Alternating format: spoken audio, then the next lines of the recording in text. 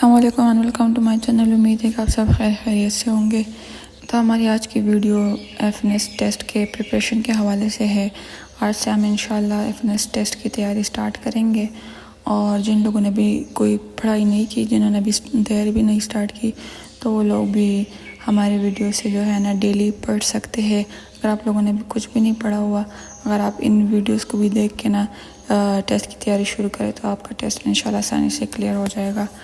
अच्छा, तो सबसे पहले तो आप लोगों को पता होना चाहिए कि जो इनिशियल टेस्ट होता है एफएनएस का, वो किस तरह का होता है, उसका पैटर्न किस तरह का होता है, उसमें किस किस्म के सवाल आते हैं।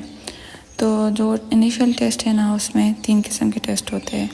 एक इंटेलिजेंस टेस्ट होता है, एक एकेडमिक टेस्ट, और तीसरा जो है ना पर्सनालिटी टेस्ट होता है।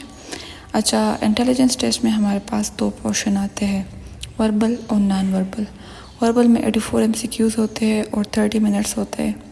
नॉन वर्बल में 64 MCQs होते हैं और उसके लिए भी 30 मिनट्स का टाइम दिया जाता है। सेम एकेडमिक, इसके बाद फिर एकेडमिक टेस्ट आता है, इसमें 50 MCQs होते हैं और उसके लिए भी 30 मिनट्स देते हैं। और इसके जो MCQs होते हैं वो बायोलॉजी से आते हैं, केमिस्ट्री, फिज़िक्स और इंग्लिश से। इसके बाद जो तीसरा टेस्ट है वो पर्सनैलिटी टेस्ट होता है। पर्सनैलिटी टेस्ट में 200 MCQs होते हैं और 30 मिनट्स का टाइम देते हैं। अब जो ये MCQs है ना, 150 MCQs उसके इंग्लिश में होते हैं और जो 50 MCQs है वो उर्दू में होते हैं। अब जो है ना, इंशाल्लाह हम बारी बारी सब एक एक करके ना इस पे वीडियोस बनाएंगे, आप लोगों की तैयारी करवाएंगे। अगर आप लोग पाबंदी से हमारे सारे वीडियोस देखेंगे, इससे तैयारी करेंगे, तो इंशाल्लाह आपके लिए टेस्ट पास करना कोई मुश्किल काम नहीं होगा। अच्छा, सबसे पहले तो आप लोगों को ये पता होना चाहिए कि इंटेलिजेंस टेस्ट क्या होता है। इंटेलिजेंस, आप सभी को पता होगा कि इंटेलिजेंस का मतलब है जहानत। अब इंटेलिजेंस टेस्ट का मतलब क्या होता है, इसमें जो है ना किसी इंडिविजुअल का जो है ना इंटेलिजेंस चेक करते हैं, उसकी जो जहानत है उसको मैयर करते हैं। इधर लिखा हुआ पढ़ भी सकते हैं। फिर इसके बहुत सारे टाइप्स आते हैं जिसको हम बारी बारी डिस्कस करेंगे। जो सबसे पहले नंबर पे है वो है एनालॉजी।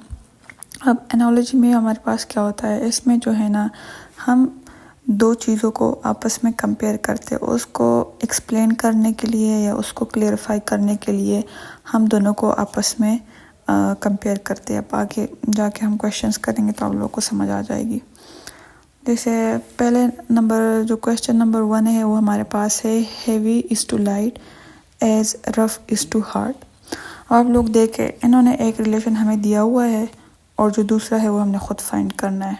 अब उन्होंने जो हमें एक रिलेशन दिया है, हम उसको समझेंगे और उसको समझ के जो है ना हम अपने क्वेश्चन का आंसर दे सकते हैं।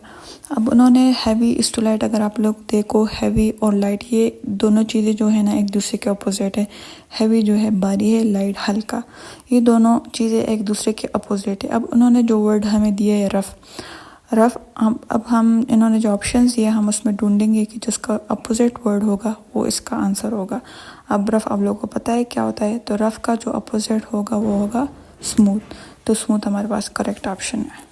Next question, bird is to feather as cat is to. अच्छा, अब इस MCQ में देखिए, इसमें इन्होंने ना जो बर्ड को जो कंपेयर किया ना फीदर के साथ, जो मतलब परिंदों का आप लोग देखो तो उसके साथ मतलब फीदर होते हैं ना, तो उस चीज़ से आपने कैट को इस तरह से रिलेट करना है। कैट, तो कैट का जो आंसर है, देखो ये कॉमन सेंस की बात है। अब थोड़ा दिमाग लड़ाओगे, थोड़ा सोचोगे तो आपको खुद ही जो है ना समझ आ जाएगी कि इसका आंसर क्या होगा। तो अगर बर्ड के साथ फीदर आता है तो कैट के साथ क्या आएगा, फर। अच्छा, अब next question, A is to E A C is to. अच्छा, अब इसमें आप लोगों ने देखना है कि ए और ई के दरमियान कितने जो है ना अल्फ़ाबेट आते हैं। आप काउंट करो, ABCDE, मतलब 3 आते हैं, इसके बीच में 3 आते हैं। तो अभी जो है ना आपने सी से काउंटिंग स्टार्ट करनी, सी DEFG, मतलब सी के बाद 3 अल्फ़ाबेट छोड़ के जो वर्ड आएगा, जो अल्फ़ाबेट आएगा वो इसका आंसर होगा, तो वो जी है। Next question, ship is to water as aeroplane is to dash. अच्छा, अभी ना आपने जो ये क्वेश्चंस पढ़ के ना आपने ख़ुद समझना है कि मतलब इन्होंने ना किस सेंस में इन 2 चीज़ों को कंपेयर किया है। अब देखोगे आपके शिप इज़ टू वाटर, तो आप लोग सोचोगे कि जो शिप है ना वो पानी में मतलब चलता है, ठीक है। तो इस लिहाज से फिर आपने देखो फील्ड में इस पे आ सकते हैं, इंजन भी आ सकता है, इस तरह की चीज़ें ना, लेकिन आपने ख़ुद सवाल को देखना है कि उन्होंने ना किस सेंस में इन दो चीज़ों को कंपेयर किया है। अब इन्होंने इस सेंस में कंपेयर किया है जो शिप है वो मतलब पानी में चलता है। तो अब आपने देखना है कि जो एरोप्लेन है वो मतलब हवा में चलता है कि रोड पे चलता है या पानी में चलता है। तो इसी तरह आपने इस चीज़ से अंदाज़ा लगाना है कि इसका आंसर हमने कैसे देना है। अगर शिप पानी में चलता है तो जहाज़ है ना वो हवा में उड़ता है, तो इसका आंसर होगा एयर। अब next question, dog is to which as horse is to dash. अब इसमें देखना है, इन्होंने इसमें जो है ना जेंडर को कंपेयर किया है। जैसे अगर डॉग हमारे पास मेल है तो जो उसका फीमेल होता है वो बिच होता है, ठीक है। तो हॉर्स हमारे पास मेल है तो उसका भी हमने फीमेल फाइंड करना है। तो फीमेल जो है ना उसको मेयर बोलते हैं, तो इसका आंसर मेयर होगा। Next question, vehicles to wheels as sound is to dash. अब इसमें भी देखे जो हमारे पास गाड़ी होती है उसके साथ पहिए होते हैं, तो इस सेंस में ना आपने इस साउंड को भी कंपेयर करना है वर्ड के साथ। तो वो मतलब साउंड्स के जो हमारे पास मतलब अगर साउंड को हम किसी उसमें शो कर सकते हैं किसी दूसरे फॉर्म में, तो हम वेव्स में शो करते हैं साउंड को, ठीक है। अगर चलो इन केस हमारे पास वेव्स ना होते ना, तो फिर आपने बाकी 3 ऑप्शन में से देखना है कि मतलब कौन सा वैक्यूम तो आता ही नहीं है, अर्थ भी नहीं आता, तो आपने ना मीडियम को पिक कर सकते हो। लेकिन अभी जो करेक्ट आंसर है, अगर वेव्स हमारे पास मौजूद है तो उसका करेक्ट ऑप्शन वेव्स होगा। Next question, bat can not see and snake can not. तो जो स्नेक है वो हमारे पास सुन नहीं सकता। अगर आप लोगों को पता हो ना, अगर नहीं पता, जिन लोगों को पता है ठीक है, जिनको नहीं पता तो उनको अभी पता लगना चाहिए कि जो स्नेक है वो नहीं सुन सकता। अभी हमारे पास हो गया एक पोर्शन एनोलॉजी। अब जो नेक्स्ट क्वेश्चन है जो उसका नेक्स्ट पार्ट है, जो नेक्स्ट टाइप है वो है ऑड मैन आउट। अब इसमें क्या होता है, इसमें हमारे पास ये होता है कि जो चल पर्सन हो गया या कोई चीज़ हो गई जो मतलब एक दूसरे से ना मुख्तलिफ हो। अगर हमारे पास 3 4 5 चीज़ें हो तो उसमें से हमने ढूंढना है कि जो एक चीज़ है, जो बाकी सारी चीज़ें होंगी वो एक दूसरे से ना किसी सेंस में मिल रही होंगी, सेम होगी, उनमें कुछ ना कुछ सिमिलरिटीज़ होंगी। उनमें से जो एक चीज़ होगी वो उनसे मुख्तलिफ होगी, उनसे डिफरेंट होगी, तो हमने ना वो चीज़ जो है ना फाइंड आउट करना है, ठीक है। अब नेक्स्ट क्वेश्चन से मतलब एग्जांपल से हम समझते हैं कि कैसे करना है। अच्छा, विच one is odd man out, monkey आपके पास। अच्छा, अब इसमें से आप देखो MCQ जो ऑप्शंस दिए उनमें से आप लोग देख लो, जो सारे हैं ना पांडा को छोड़ के बाकी जो सारे हैं ना वो सारे हमारे पास मंकीज़ के मतलब वो है टाइप से मुख्तलिफ किस्में है, ठीक है तो सारे मंकीज़ लेकिन उसके मुख्तलिफ किस्में है। तो उनमें से जो सबसे मुख्तलिफ चीज़ है वो हमारे पास पांडा है। पांडा एक मतलब एक दूसरे किस्म का जानवर है और जो मंकीज़ है वो दूसरे किस्म के जानवर है, ठीक है। तो उसका जो मुख्तलिफ जो चीज़ है उसमें वो पांडा है। अब नेक्स्ट सवाल, which one is odd man out. अच्छा, hockey, football, basketball, tennis, baseball. अब इन सारी चीज़ों में ना आपने अपना दिमाग खुद लड़ाना है। आपने खुद जो है ना सोचना है कि मतलब इनमें से कौन से एक चीज़ है वो बाकी सबसे डिफरेंट है। अगर आप सोचना स्टार्ट कर दोगे तो हॉकी, फुटबॉल, बास्केटबॉल और बेसबॉल ये जो सारे मतलब गेम्स है ना ये आउटडोर गेम्स है जो मतलब बाहर ग्राउंड में खेले जाते हैं। अब इनमें से जो टेनिस है सबसे सिर्फ जो टेनिस है वो ऐसी गेम है कि वो इंडोर खेला जाता है, तो ये इस तरह बाकी सबसे डिफरेंट हो गया, तो इसलिए हमारे पास करेक्ट ऑप्शन टेनिस है। अब next question, which one is odd man out. अच्छा, अब इधर अगर आप देखो तो ये सारे जो है ना हमारे पास सिटीज़ है। अब लोग सोचना स्टार्ट करोगे कि मतलब इनमें से जो कराची वो कैसे डिफरेंट है, बाकी भी सारी सिटीज़ है। कराची इधर इसमें ना मतलब हमारे वो उसको ना बहुत ज़्यादा ज़रूरत होती है इंटेलिजेंस के। हमारे जो लोग इस सवाल को गौर से देखेंगे, गौर से पढ़ेंगे तो उनको बहुत समझ आ जाएगी, बहुत दिमाग लड़ाना स्टार्ट कर देंगे। वो सोचेंगे कि मतलब इन बाकी सारी चीज़ में क्या सिमिलरिटीज़ है, उनमें से जो एक चीज़ डिफरेंट है वो क्या है। तो अगर आप लोग देखोगे इधर जो काबुल हमारे पास है वो हमारे पास अफ़गानिस्तान का कैपिटल है, ठीक है। जो ढाका है वो हमारे पास बांग्लादेश का कैपिटल है। जो दिल्ली है वो हमारे पास इंडिया का कैपिटल है। अब कराची एक वाहिद ऐसी सिटी है जो मतलब किसी कंट्री का मतलब पाकिस्तान का वो कैपिटल नहीं है, तो इस तरह जो है ना ये डिफरेंट हो गया। तो हमारे पास जो करेक्ट ऑप्शन है वो कराची है, ठीक है। अगर आप लोगों को किसी सवाल की समझ नहीं आ रही तो आप नीचे कमेंट बॉक्स में भी पूछ सकते हैं, और डिस्क्रिप्शन में बॉक्स में मैंने अपना नंबर भी दिया हुआ है, उधर भी आप मेरे साथ कांटेक्ट कर सकते हैं।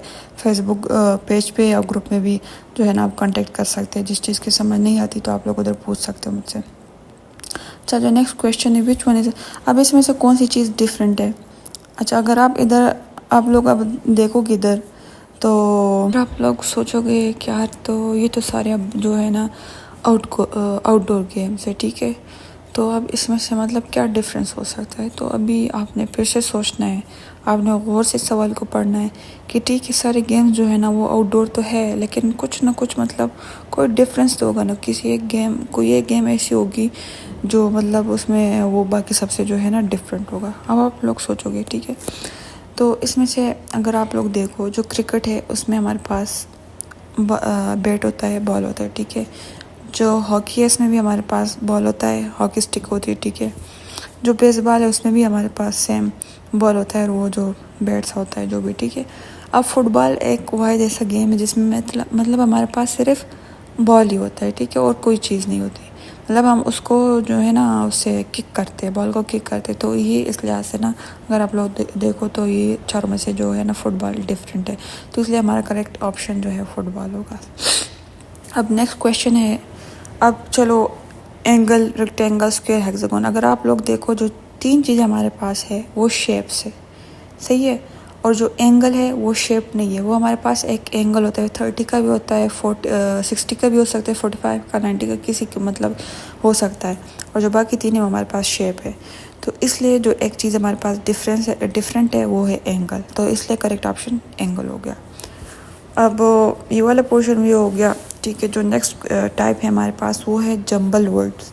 अब जंबल वर्ड्स क्या होता है, वो नाम से भी उसका पता चलता है कि क्या चीज़ होती है। इसमें जो है ना मतलब जो चीज़ें हमें दी होती है वो मिक्स करके दी होती है। अगर किसी जगह का नाम या कोई चीज़ है, कोई वर्ड है, उसको ना जो उसके अल्फ़ाबेट्स होते हैं उसको आगे पीछे करके किए होते हैं, ठीक है। उसको फिर हमने सही करना होता है। अब हम देखते हैं कि कैसे करते हैं। अब जो पहला सवाल है हमारे पास, if Pakistan is coded as QBLTUBO then Islamabad will be coded as. अच्छा, अब आपने गौर करना है, ठीक है। पाकिस्तान के वर्ड पे गौर करना है और उन्होंने जो कोड दिया है हमें ये गौर करना है। आप लोग इन दोनों को अब देखोगे कि मतलब इन्होंने किस तरह से ये कोड दिया है, फिर उसी को लेके हमने इस्लामाबाद का कोड बनाना है। तो अगर आप लोग देखो पाकिस्तान के पी है, पी के बाद हमारे पास कौन सा अल्फ़ाबेट आता है, क्यू आता है, ठीक है। फिर पाकिस्तान के उसमें देखो स्पेलिंग में देखो ए के बाद क्या आता है, बस कोड में देखो बी दूसरे नंबर पर। सेम के बाद हमारे पास एल आता है, फिर आई के बाद जो पाकिस्तान में आई है उसके बाद, तो ठीक है इस तरह से आपने देखना है, सही है। फिर आप इस्लामाबाद को देखो, इस्लामाबाद का जो स्पेलिंग है पहले हम देखेंगे आई के बाद क्या आता है। आई के बाद हमारे पास जे आता है, एस के बाद क्या आता है, टी आता है, फिर एल के बाद क्या आता है, एम आता है, सही है। फिर जो इस्लामाबाद में एम है ना, अल्फ़ाबेट जो एम है उसके बाद क्या आता है, एन आता है। अब ऑप्शन नंबर 2 को साथ साथ देखे, उधर इस्लामाबाद के स्पेलिंग को देखे, इधर ऑप्शन नंबर 2 को भी आप साथ साथ देखे।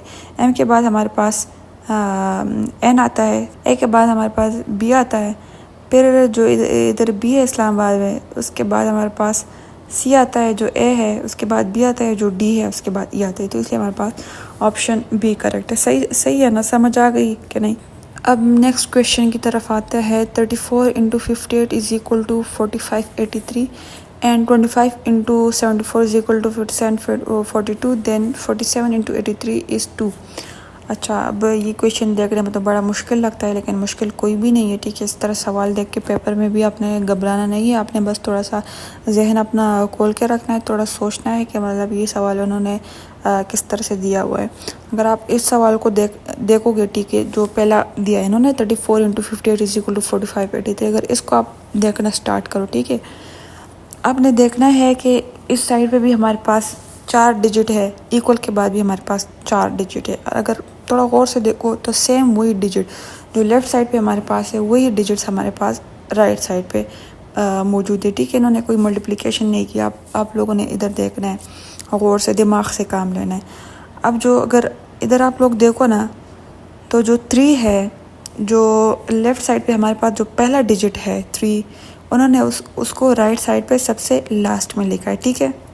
तो सेम अभी जो उन्होंने हमसे सवाल पूछा है 47 इंटू 83 इज इक्वल टू क्या होगा, तो सेम आप लोगों ने इधर भी देखना है कि जो हमारे पास जो राइट साइड पे जो है ना 4, तो उसको ना आपने सबसे लास्ट में लिखना है, ठीक है। 4 लास्ट में लिख दिया। अब नेक्स्ट फिर आपने क्वेश्चन की तरफ देखना है, जो 3 के बाद 4 है, सही है, उसको सबसे पहले लिखा है इन्होंने। तो सेम आपने भी जो 7 है हमारे पास जो सेकंड नंबर पे, उसको सबसे पहले लिखना है। फिर सेम जो 5 है जो क्वेश्चन में तीसरे नंबर पे है, और फिर राइट साइड पे उन्होंने सेकंड नंबर पे लिखना है। तो इसी तरह सेम जो हमारे पास क्वेश्चन है 8 जो तीसरे नंबर पे, उसको आपने दूसरे नंबर पे लिखना है, सही है।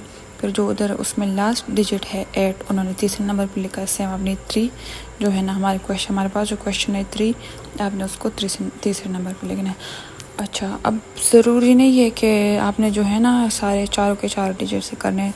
तो आपने पहले 4 फाइंड कर लिया और 7, यानी कि जो फर्स्ट डिजिट है और जो लास्ट डिजिट है, ठीक है।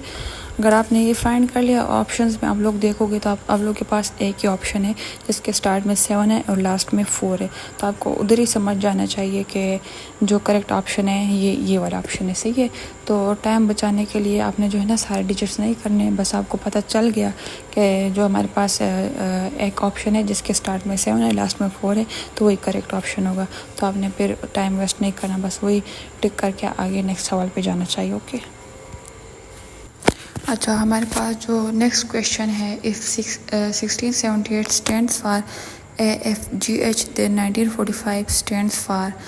अच्छा, अब इस क्वेश्चन को अगर आप देखें, जो हमें डिजिट्स दिए उन्होंने, उसको आपने कंपेयर करना है इन अल्फ़ाबेट्स के साथ, ठीक है। तो अब देखो, जो डिजिट में जो सबसे पहले है वो है 1, सही है। तो आपने देखना है कि अल्फ़ाबेट में उन्होंने हमें सबसे पहले दिया है A, मतलब कि जो ABC में अगर आप देखो जो सबसे पहले आता है वो A आता है, ठीक है। और इधर जो इन्होंने डिजिट हमें दिया है वो 1 दिया है। सेम अब उन्होंने दिया है 6, जो नेक्स्ट डिजिट है 6 दिया है। अब A के बाद देखना है इन्होंने हमें F दिया है। अगर आप काउंट करोगे ना तो F हमारे पास 6 नंबर पे आता है, सही है। फिर उन्होंने दिया है 6 के बाद 7 दिया है। सेम अगर आप ABC में देखोगे जो G आता है वो हमारे पास 7 नंबर पे आता है। फिर उन्होंने दिया है 8, सेम H हमारे पास 8 नंबर पे आता है। अब आप लोगों को समझ आ गई कि उन्होंने क्वेश्चन के साथ उन्होंने क्या है, सही है। अब उन्होंने जो हमें डिजिट दिया, हमने भी उसके जो है ना ABC फाइंड करने। जो सबसे पहले उन्होंने दिया है हमें वो 1 है, तो ABC में हमारे पास सबसे पहले जो आता है वो A आता है, सही है।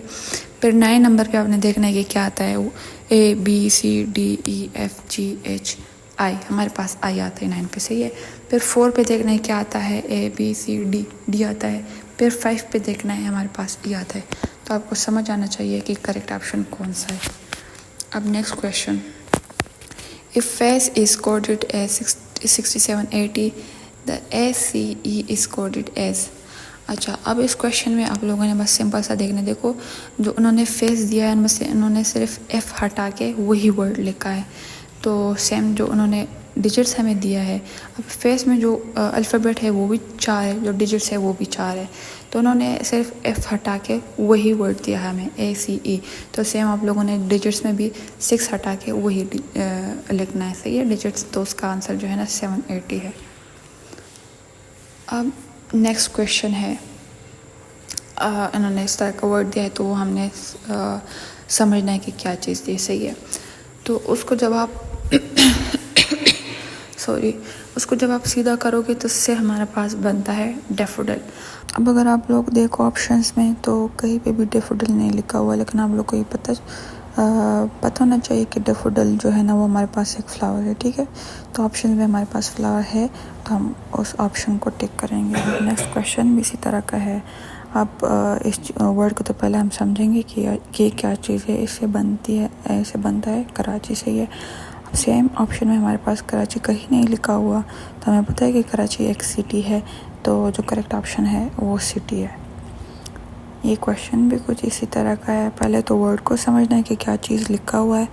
ये वर्ड हमारे पास है क्रोकोडाइल, और क्रोकोडाइल हमारे पास रेप्टाइल है। तो जो करेक्ट ऑप्शन है वो रेप्टाइल होगा। सही है। तो इन क्वेश्चंस को आपने इस तरह से प्रिपेयर करना है कि जो वर्ड दिया होगा तो उसको तो पहले आपने समझना है कि क्या चीज़ है। जब समझ आ जाएगी क्या चीज़ है, फिर आपने वो ऑप्शंस में से ढूंढना है कि वो एक एनिमल है, बर्ड है, रेप्टाइल या जो भी चीज़ है। तो उसी तरह से आपने क्वेश्चंस करने हैं। मेरे ख्याल से अब वीडियो बहुत लंबी हो रही है, तो इस सेशन को जो है ना हम इधर ही ख़त्म करते हैं। और इसके अलावा आप लोग मुझे अपना फीडबैक भी दे सकते हैं कि मतलब जो जिस तरह से मैं पढ़ा रही हूँ तो आप लोग को समझ आ रही है कि नहीं। और अगर कोई फीडबैक देना चाहते हो तो बेशक नीचे कमेंट बॉक्स में मुझे अपना फीडबैक दे दे, ताकि उसी तरीके से फिर मैं नेक्स्ट आपको पढ़ाऊँ ताकि आप लोग को समझ आ जाए। तो बस आज के लिए इतना ही। अब मुझे दीजिए इजाज़त। अल्लाह हाफ़िज़।